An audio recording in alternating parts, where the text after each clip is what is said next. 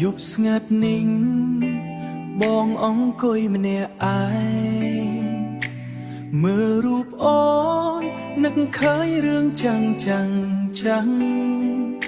អនុស្សាវរីយ៍មិនដែលភ្លេចម្ដងណាប៉ុន្តែពេលនេះ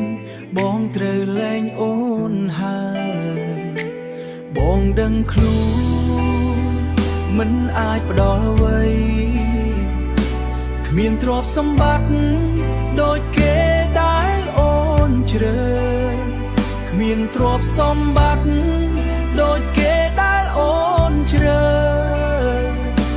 បងឲ្យអូនទៅគេទៅរស់នៅសុខស្រួលទោះបងឈឺចាប់ក៏មិនអាចខាត់អូនមិនឲ្យអូនទៅឆ្ងាយដើម្បីឲ្យអូនរស់ល្អបងជ្រើឬឈឺដើម្បីអូនមានក្តីសុខបើថ្ងៃណាអូនភ្លេចបងទៅ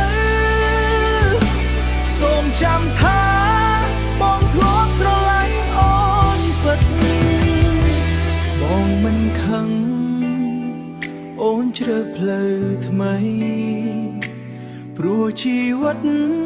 ត្រូវការអនាគត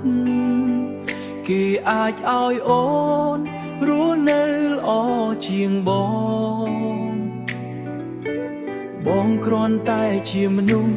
មិនមានអ្វីចិត្តបងនៅស្រឡាញ់តែបងត្រូវទ្រាំលាក់ទឹកភ្នែកនៅក្រោយស្នាមញញឹម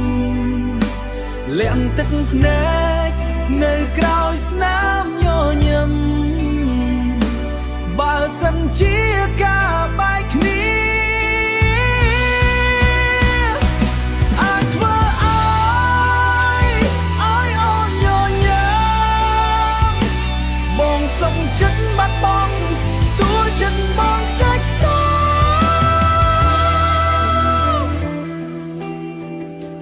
ថ្ងៃណាមួយបើអូននឹកឃើញបងសូមចាំថាមានមនុស្សម្នាក់ដែលស្រឡាញ់អូនព្រមឲ្យអូនទៅគេ